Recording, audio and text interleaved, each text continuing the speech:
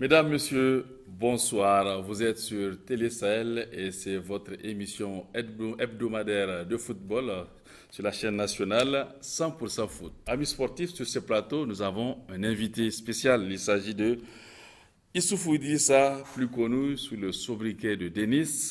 Il est un acteur de football nigérien. Il est secrétaire général du Sahel Sporting Club, un recruteur en Afrique du Sud. Avec lui, nous allons parler des contours de l'élection de Hamad, le tout nouveau président de la CAF. Issoufou Idrissa, alias Denis, est sur ce plateau. Bonsoir Denis. Bonsoir, Général. Merci d'accepter notre invitation. Absolument. Tout d'abord, je vous remercie de m'avoir sur ce plateau. Ça fait peut-être un an que... Plus d'un an. Plus d'un an que je ne suis pas intervenu sur ce plateau. Donc, je vous remercie et je remercie les téléspectateurs. De Hamad à la tête de la CAF, la Confédération africaine de football. C'était la semaine dernière. Denis, vous êtes membre du comité de campagne de Hamad. Dites-nous comment vous vous êtes retrouvé derrière Hamad, qui a été nommé président, élu plutôt président de la CAF. Effectivement, comme tu l'as dit, j'ai participé activement à cette campagne et j'ai eu l'honneur d'être sollicité par le candidat Hamad. À l'époque, nous étions à la Coupe d'Afrique au Gabon. Il a sollicité mon soutien et il m'a intégré dans son comité. Et nous avons travaillé depuis Gabon et on a fait l'Afrique du Sud, on a fait le Zimbabwe, on a fait l'Éthiopie ensemble. Donc, voilà comment je me suis retrouvé dans son comité de campagne. Et maintenant, le reste est... Ce qui signifie que vous avez l'habitude déjà de participer à des sessions, en tout cas des rencontres, des réunions de la CAF.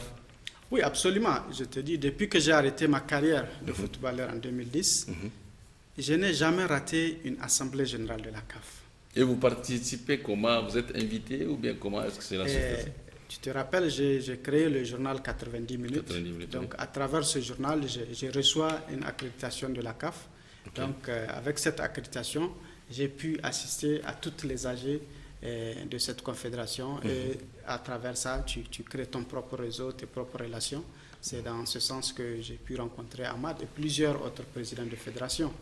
Donc, revenons à notre comité, comme je disais, c'est un comité composé de plusieurs présidents de fédération. Je suis le seul qui n'est pas président de fédération et on a travaillé ensemble pour réussir l'exploit qu'on a réussi de déposer M. Issa Hayatou de la CAF. J'espère qu'on va voir les photos avec notre réalisateur qui va nous afficher sans doute les images de cette élection. La victoire de Hamad face à Issa Hayatou, le Baobab, après plus de 28 ans à la tête de la CAF. Vous êtes arrivé à l'évincer, à le faire partir. Dites-nous la stratégie adoptée. Bon, comme j'ai dit, lorsqu'on parle des élections, il ne faut pas trop parler des stratégies, sinon tu vas te dévoiler. Voilà. Donc, tout ce que j'aimerais que les Nigériens sachent, que l'État sache, que les supporters, les amateurs du ballon sachent qu'il y a un de leurs compatriotes qui a participé activement à cette campagne. Et j'ai eu l'honneur d'informer le candidat Hamad à l'époque qu'il est le président de la CAF. Vous étiez le premier à lui passer l'information. Il n'était pas dans la salle? Il n'était pas dans la salle, il était sorti et il m'a dit de l'informer si le résultat est bon pour nous ou s'il est mauvais. Donc j'étais dans la salle lorsque j'ai appris avec tous les autres membres des délégations qui étaient dans la salle que Hamad a 34. M. Hayatou à 20. J'ai couru pour venir vers lui et lui dire, Président, voilà, je te dis textuellement ce que j'ai dit. J'ai dit, Président, on a gagné. Il m'a répondu, Denis, c'est sûr. J'ai dit, oui, c'est sûr, mais attends, je veux retourner encore vérifier. Pour encore confirmer, parce que la victoire, elle est énorme, elle est historique, il ne faut pas faire d'erreur. J'ai dit, attends, M. Hamad, je veux retourner pour encore vérifier. J'étais retourné dans la salle, j'ai demandé encore. Et c'est la même réponse. Monsieur Hamad, c'est lui qui a gagné. Donc là, c'était sûr. J'étais sorti de la salle d'auditorium en courant. Et lui, il était dehors, stressé par les résultats ou quoi? Il était dans une situation tendue, comme on dit. Voilà. C'est le président de la CAF maintenant. Son état, on peut garder ça de façon discrète. Mais il était tendu, il attendait les résultats parce qu'il a abattu un travail énorme. Donc quand j'étais sorti, je lui ai dit, tu es officiellement le président de la CAF. Cette fois-ci, c'est sûr. C'est sûr. Ça risque Parce de que se j'ai tromper. utilisé le mot officiel. J'ai dit, vous êtes officiellement le président de la CAF. Et je l'ai pris. Je ne savais pas que j'avais la force de soulever M. Ahmad. Je l'ai soulevé et je l'ai présenté à l'auditorium pour dire, voilà le nouveau président de la CAF. Et c'est en ce temps, les applaudissements, les caméras sont venues vers nous. Et voilà les circonstances, les conditions qui ont suivi l'élection de Ahmad. Ahmad, c'est quand même le président de la Fédération malgache de football, un pays qui n'a pas trop de football. Et voilà qu'il devient président de la CAF. Et dites-nous, qu'est-ce qui a suscité son élection? Est-ce un ras-le-bol de Issa Hayatou ou il y a d'autres raisons? Bon, ce qui a suscité son élection, c'est beaucoup de choses. D'abord, M. Hayatou a duré sur le trône, comme on dit, et 29 ans en tant que président de la CAF. Ce n'est plus sa génération. Les présidents des fédérations actuelles ne sont plus de la génération de M. Hayatou. La plupart. Je te dis, presque la majorité. Sur les 54, peut-être 40. 40 ne sont plus de la génération de M. Hayatou. Donc, à un moment... avant l'élection de Ahmad, le comité exécutif de la CAF est composé des membres qui ne sont pas présidents des fédérations. Donc ça crée un problème. Au lieu que les problèmes des fédérations soient discutés, c'est autre chose. Et la CAF était devenue une institution où c'est M. Hayatou qui décidait. De tout. Même quand il y a les réunions du comité exécutif, les membres ne comprenaient pas. J'ai eu des confidences de quelques membres qui se plaignaient de la façon même les attributions. Ils se sentent plus, en tout cas, intéressés par la chose. C'est-à-dire c'est comme s'il y a un roi qui dicte sa loi, il informe qui il veut, il fait ce qu'il faisait. C'était ça. Même les attributions de Coupe d'Afrique, c'était M. Hayatou qui décidait. Il n'y avait pas de démocratie, il n'y avait pas de transparence dans la gestion de cette CAF. Donc les gens étaient fatigués. Donc à un moment, lorsque les textes ont été changés, il faut être membre du bureau exécutif pour prétendre à la CAF. C'est là qu'ils ont pris leurs responsabilités. Un groupe de présidents des fédérations était venu voir Ahmad pour lui dire, Ahmad, il faut que tu sois candidat. Nous, on va te soutenir. C'est parti comme ça. Et il a cru à leur soutien et il a déposé sa candidature et il a battu campagne. Et la première... ce qui a donné du tonus à cette campagne, c'est la zone Kosafa. Kosafa a 14 membres. Donc, Kosafa a fait une déclaration pour dire qu'il soutient M. Ahmad. Donc, il avait besoin de 28. Avec Kosafa, il a 14. Donc, c'est la moitié. Oui, pour avoir la moitié. Voilà. Au départ, déjà, avant même de commencer la campagne, il a 14 fédérations. Il fait partie de la COSAFA, quoi? Oui, il fait partie de la COSAFA. Donc sa zone. Sa zone. Voilà. Donc sa zone l'a soutenu. Et à partir de là-bas, il y a les groupes des présidents des fédérations. On sait que le Nigeria aussi n'est pas avec lui. Si, le Nigeria est avec lui, ouvertement. Non, avec Hayatou. Le Nigeria est avec Ahmad. Voilà, le Nigeria n'est pas avec Hayatou. Voilà ce que je voulais dire. Oui. Je te parle du soutien dès le début.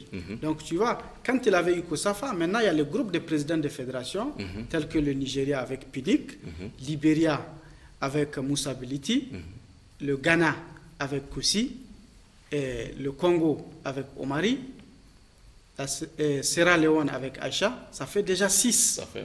Ça fait 20. Maintenant, avec une campagne, une stratégie de campagne, on a pu avoir les autres présidents des fédérations qui ont voté. Donc voilà comment M. Ahmad a été élu président de la CAF. On a aussi entendu dire que Hayatou est venu parce qu'il n'est pas en bonne odeur de sainteté avec le nouveau président de la FIFA, Gianni Infantino, et que Gianni aurait fait une campagne contre Hayatou. Non, ça c'est faux. Monsieur Gianni Infantino n'a jamais fait de campagne pour Ahmad, ni contre Hayatou, parce qu'il y a des statuts, dans les statuts de FIFA, c'est interdit.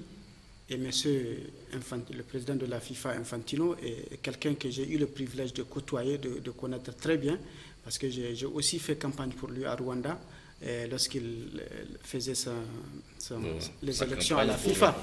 Oui. Mais comme je t'ai dit, il était à Rwanda lorsque M. Ayatou et le comité exécutif de l'époque ont fait une déclaration pour soutenir le Cheikh Salman.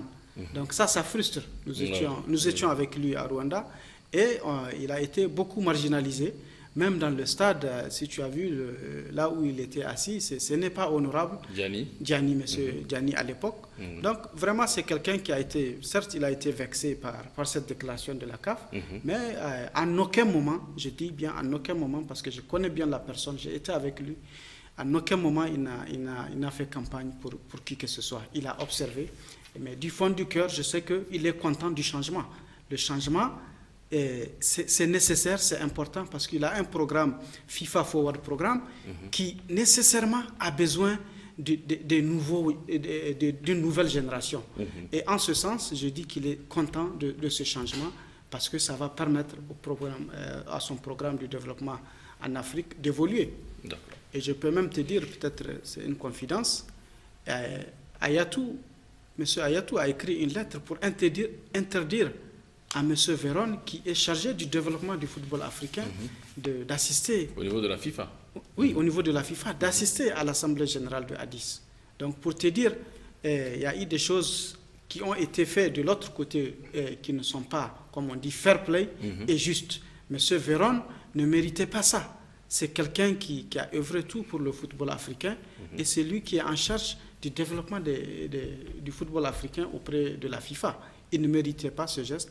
Et j'ai trouvé cela trop, comme on dit, unfair en anglais, vis-à-vis de M. Ayatou et son clan. Voilà, merci pour tous ces détails. Nous allons retourner avec notre invité sur ce plateau, Denis. Voilà, nous avons fait le tour d'horizon de l'élection de Hamad à la tête de la CAF. Hamad, avec qui vous êtes proche, est-ce que... En tout cas, on a suivi dans les infos sur BBC Sport que vous êtes pressenti être au niveau du poste de secrétaire général de la CAF. En tout cas, selon nos sources, selon BBC Sport, c'est écrit en noir sur blanc que vous pourrez être SG de la CAF. Non, effectivement, j'ai aussi appris ça par des médias interposés. Même hier, quand j'étais au stade, le président de la FENIFOOT m'en a parlé de ça. J'ai dit c'est un honneur pour le football nigérien. Et pour moi-même, c'est un honneur d'être associé à un prestigieux poste comme celui du secrétaire général de la CAF. Ça veut dire beaucoup de choses. L'effort a été... Les gens ont vu l'effort que j'ai fait. Et donc, sûrement, s'ils ont avancé ça, ce n'est pas pour rien. Et je dis c'est un honneur, c'est une fierté que mon nom soit associé à ces gens. Parlez-nous concrètement de vos efforts là au niveau de ces élections-là. Qu'est-ce que vous avez apporté? Vous n'êtes pas président de fédération, mais vous êtes à côté de Hamad. C'est ça, j'ai dit, quand tu parles des élections, tu risques de divulguer beaucoup de stratégies. Voilà. Tout ce que je peux t'assurer, c'est que le président Hamad m'a fait confiance, il m'a donné des tâches bien précises que j'ai pu effectuer avec beaucoup de passion. Et toute ma vie, j'ai œuvré pour le football en tant que footballeur. Ensuite, après que j'ai arrêté ma carrière, j'ai servi le football à travers mon ONG, à travers le recrutement, le placement des footballeurs nigériens. Donc toute ma vie, j'ai servi le football. Et lorsque Hamad a fait appel à moi, c'était à juste titre. Donc, il a tapé à une porte qui était totalement ouverte. Donc, j'ai embrassé la mission qu'il m'a chargée. Et donc, je l'ai fait avec beaucoup de passion. Et je t'ai dit, M. Djingaray, quand tout était fini, le président Hamad m'a dit des mots très encourageants avant que je vienne au Niger. J'étais très content de la manière dont il a apprécié mon apport dans cette campagne. Au-delà de lui, les autres présidents des fédérations qui étaient dans notre comité de campagne aussi ont beaucoup salué mon engagement et mon effort dans cette campagne. Donc, vraiment, j'ai été honoré et c'est grâce à Hamad tout cela est arrivé. Quelle image a-t-il du Niger? Sans doute que le Niger a voté Hamad. Je ne sais pas, je le dis comme ça. Quelle image? Est-ce qu'il a une bonne image du football nigérien? Bon, et certainement, il connaît le football nigérien parce que le président de la Fédération de Madagascar, il a son troisième mandat. Donc, je me dis, il connaît bien ce football. Par rapport au vote, comme je t'ai dit, les élections, c'est des choses tellement... les gens étaient tellement sensibles. Même quand on avait déclaré la victoire de Hamad, beaucoup de présidents de fédérations n'ont pas pu se manifester leur joie, même s'ils ont voté pour Hamad. Ouais. Donc, par rapport au Niger, je ne peux pas te confirmer ou infirmer que le Niger a voté soit pour Hamad ou Ayatou. Denis, une fois, on le souhaite, en tout cas ardemment, que Dieu le fasse, que vous soyez le secrétaire général de la CAF. C'est notre vœu le plus ardent en tant que, en tout cas, acteur du football nigérien, nous le souhaitons. Et quel va être l'apport de la CAF pour le Niger? Bon, tout d'abord, comme je t'ai dit, mon ambition n'est pas d'être secrétaire général de la CAF ou quelque chose. Le plus important a été fait. C'est de déposer M. Ayatou. C'est de faire le changement. Nous l'avons réussi. Aujourd'hui, Hamad est président de la CAF et il y a un nouveau comité exécutif de la CAF. Nous sommes fiers de ce travail que nous avons abattu. Le plus important, M. Hamad connaît là où il peut m'utiliser. Donc, le poste importe peu. Je suis là, je veux le servir de la même façon que je l'ai servi dans cette campagne. Je veux le servir pendant son mandat et je veux lui être loyal pendant tout son mandat. C'est le plus important. Par rapport à mon ambition pour le football nigérien, ça reste la même ambition. C'est aujourd'hui que je suis proche du président de la CAF, c'est de pouvoir aider plusieurs Nigériens à intégrer cette institution parce que maintenant, il y a de la place. Et le départ de M. Ayatou va ouvrir beaucoup de places, que ce soit au niveau de l'administration, que ce soit au niveau des commissions. Donc le Niger aujourd'hui peut compter sur la Fédération nigérienne de football et sur ma personne pour que nous puissions faire en sorte qu'il y ait plus de Nigériens dans les commissions de la CAF et même, pourquoi pas, dans l'administration. Parce que maintenant, avec la nouvelle vision de M. Hamad, avant, c'était 100% les Égyptiens qui assuraient l'administration. Maintenant, ils pensent à donner 50% aux Égyptiens et 50% pour les autres pays africains. Donc, je serai auprès de lui, à ses côtés, pour que nous puissions avoir des Nigériens dans cette administration de la CAF. On le souhaite vivement. Avant de clore ce magazine, un aspect qui me tient beaucoup à cœur, c'est nos professionnels. Nous savons que vous avez fait sortir beaucoup de Nigériens, de jeunes footballeurs en professionnalisme, mais on a aussi constaté que ces jeunes n'arrivent pas à faire long feu à l'extérieur. Dès qu'ils vont une saison, 2 saisons, ils reviennent au bercail. Qu'est-ce qu'il y a à la base de cette situation? Oui, effectivement, c'est une situation, comme on dit, déplorable. J'ai exercé ce métier de recruteur depuis 2012. J'ai fait sortir environ 7 à 8 Nigériens. Et malheureusement, tous étaient libérés après une année. Une saison. Une saison, voilà. Une saison alors qu'ils avaient des contrats de 2 ans, 4 ans, 3 ans. Et ce que je peux te dire, il faut bien m'écouter. Et ce que je veux le dire, c'est sincère, le Nigérien n'est pas discipliné. Ils ont tous péché dans la discipline. Le football, professionnalisme demande la discipline. Et le footballeur nigérien n'est pas discipliné. Expliquez-nous, c'est quoi cette discipline-là? Bon, si je dois te dire la discipline d'un footballeur, c'est savoir se comporter. C'est dans le comportement. Quand tu es un footballeur professionnel, tu dois faire uniquement ton football. Tu ne dois pas, il y a certains comme on dit, codes de conduite à suivre. Tu ne dois pas boire l'alcool, tu ne dois pas sortir les nuits, tu ne dois pas être dans les boîtes de nuit, tu ne dois pas tricher, tu dois travailler. Bon, le Nigérien, tout ça, ils prennent ça à la légère. Quand ils signent le premier contrat pro, ils pensent qu'il est arrivé. Et ils se donnent à cette vie de star, alors que ça vient de commencer. J'ai eu des joueurs qui avaient 22 ans à l'époque qui me disaient qu'ils préparent leur fin de carrière parce qu'il a eu une 20aine ou 30aine de millions dans son compte. Ils pensent que c'est bon. Ils pensent que c'est bon. il me dit il commence à préparer sa fin de carrière à 22 ans. Tu vois, donc ça c'est un facteur. Maintenant, le deuxième facteur, c'est l'ambition. Le footballeur nigérien ne sont pas ambitieux. Ils pensent vite à faire la fête que d'atteindre le sommet. C'est ce qui fait que, comme je dis, dès qu'ils ont un certain montant dans leur compte, ils veulent vite revenir à la maison pour fêter. Rentrer dans une grosse voiture ou bien être dans les fadas, pour circuler pour que les gens le voient.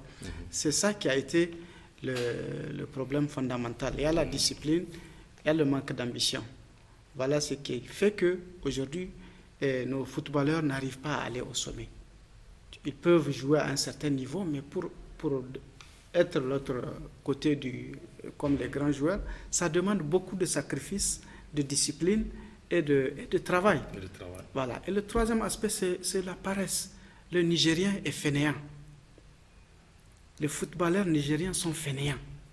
Pour réussir dans le football, il faut travailler. Il faut travailler. Et le Nigérien il n'a pas cette culture de l'effort. Donc voilà en gros, M. Djingare, c'est moi qui te le dis, vu les expériences que j'ai eues, tous les joueurs que j'ai amenés ont péché dans ça. Par contre, quand tu prends un Sénégalais, un Camerounais, je les ai en Afrique du Sud. Je te donne un exemple. Issa Sarr, par exemple, je l'ai fait signer à Chippa United 1 an. Il a fait ses 1 an, je l'ai fait signer à Platinum. Il a fait ses 2 ans. Payet l'a sollicité. Il a fait 3 ans à Payet maintenant. Et il y a 2 semaines, Payet m'a écrit une lettre pour dire qu'ils veulent renouveler son contrat. Après qu'il ait fait 3 ans. Tu t'imagines? C'est ça la carrière d'un footballeur. Le Nigérien n'arrive jamais à dépasser la première année.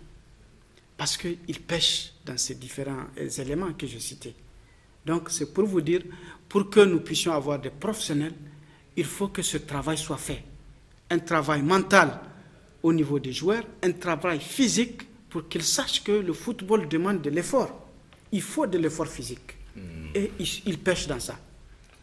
Et s'ils voient, par exemple, je rappelle une des citations de M. Alphaga, notre fierté nationale, il a dit, le football, il parlait du sport, il dit le sport de haut niveau, il faut se donner à fond.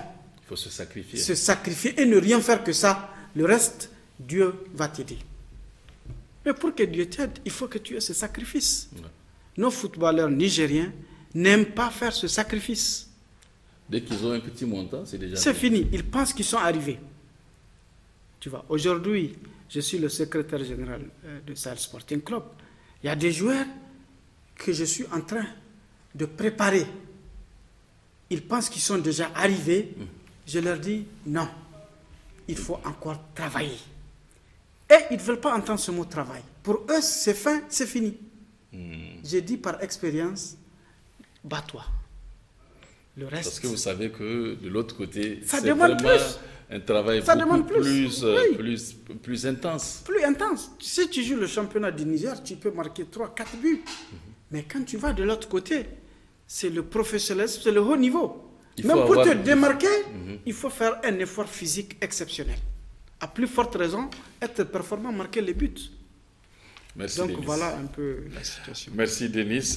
Vraiment aujourd'hui je suis quand même éclairé par rapport à cette situation qui m'a toujours tenu à cœur, c'est-à-dire le retour brusque de nos professionnels qui signent à l'espace d'1 an, ils reviennent à domicile au Bercail et ils ne retournent plus. Malheureusement, c'est un coup que notre football prend. Espérons que nos jeunes nous écoutent et ça c'est, je crois, une émission à rediffuser plusieurs fois pour que les jeunes puissent entendre les raisons qui empêchent en tout cas à leurs aînés d'être professionnels.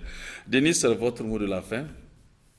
Effectivement, comme nous parlons des élections de la CAF, mon mot de la fin, c'est surtout par rapport à ça. Je tiens à remercier M. Ahmad pour la chance et l'opportunité qu'il m'a donnée d'intégrer sa campagne et de pouvoir participer à cette victoire historique. Et après lui, je voulais aussi remercier le président de la Fédération du Ghana, M. Kouissi, qui est pressenti pour être le premier vice-président de la CAF. Je le remercie aussi, il a été d'un grand soutien.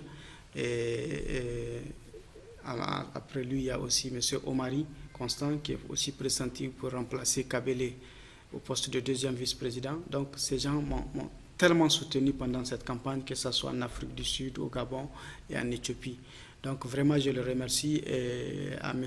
Ahmad, président de la CAF, nous sommes là, nous sommes disponibles pour que nous puissions réussir tous les objectifs qu'il a annoncés dans le manifesto. Donc, le plus important pour moi était l'assistance aux présidents des fédérations et aux fédérations. À partir de maintenant, tous les présidents des fédérations vont voyager business class au même titre que les membres du comité exécutif. Ça, c'était important. Et aussi l'appui de 100 000 à 200 000 dollars aux fédérations pour développer leur football. Donc, vraiment, nous sommes disposés à l'accompagner pour réussir ce mandat et annoncer la nouvelle vision de la CAF. Je t'ai dit, avant de venir même, je regardais le site web de la CAF. Il y a beaucoup, j'ai noté quelques erreurs. Je ne sais pas par quel miracle on peut dire que Kalou Chabalia vient d'un autre pays que la Zambie, sur le site web. Et le président du Ghana, ils ont vu, il vient d'un autre pays. Au Mali, ils ont complètement interverti les pays. Je ne sais pas par quel miracle ils ont fait ça. Ça doit vite changer. On doit présenter un site web professionnel maintenant que cette CAF a un nouveau bureau exécutif. Il faut revoir tout ça. Déjà, le président Ahmad a nommé son premier conseiller en communication, qui est Eddie Hamel. Donc, je suis sûr qu'il va s'occuper de cet aspect pour que nous puissions vraiment ne pas être à l'attente des présidents des fédérations et des amateurs du football en Afrique. Merci Denis. Il s'agit là de Issoufou Idrissa, acteur du football nigérien, secrétaire général du Sahel Sporting Club, recruteur en Afrique du Sud. Il est membre du comité de campagne du tout nouveau président de la CAF. Avec lui, nous avons parlé donc des contours de l'élection de Ahmad à la tête de la CAF. Amis sportifs, c'est tout pour ce magazine de ce soir. Merci de votre fidélité à Télé Sahel. Au revoir.